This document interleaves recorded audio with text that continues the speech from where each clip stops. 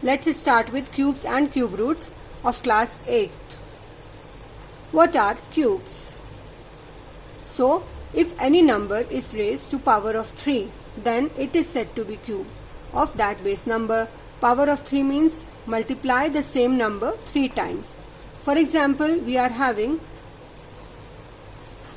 4 cube is equal to 4 into 4 into 4, which is equal to 64.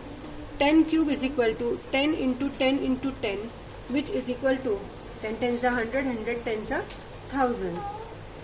We find out the cube root with the help of prime factorization method. You know the prime factorization you all have done in squares and square roots.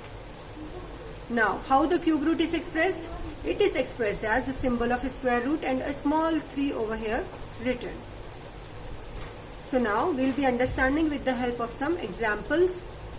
1728, we have to find the cube root of that. So 2 8s are 16, remainder 1 to 12, 2 6s are 12, 2 4s are 8, 2 4s are 8, 2 3s are 6, 2 2s are 4, 2 2s are 4, 2 1s are 2, 2 6s are 12, 2 1s are 2, 0, 2 8s are 16, 2 5s are 10, 2 4s are 8, 2 2s are 4, 2 7s are 14, 3 9s are 27, 3 3s are 9 and 3 1s are 3.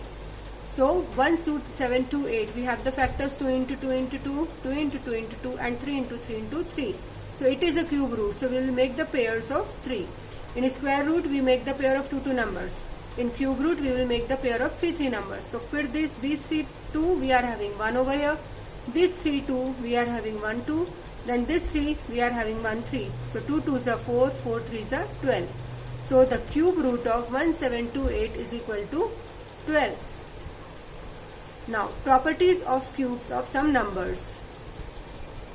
Cube of a negative number is negative. For example, minus 2 into minus 2 is plus 4 into minus 2 is minus 8.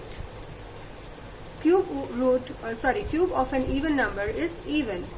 4 into 4 is 16, 16 into 4 is 64. Cube of an odd number is odd. So, 7 into 7, 49, 49 into 7 is 343. Now, let's see some more examples. By what smallest number should be 250 be divided so that it becomes perfect cube? So here we are having 250. Again, we are doing with the help of the prime factorization method. So 2 1s are 2, 2 2s are 4, 2 5s are 10, 5 2s are 10, 5 5s are 25, 5 5s are 25, 5 1s are 5. We saw that for 250, we got the prime factors as 2 into 5 into 5 into 5. So here we are having a pair of 5. 3 5s we are having, but 2 is alone. So this 2 is not required.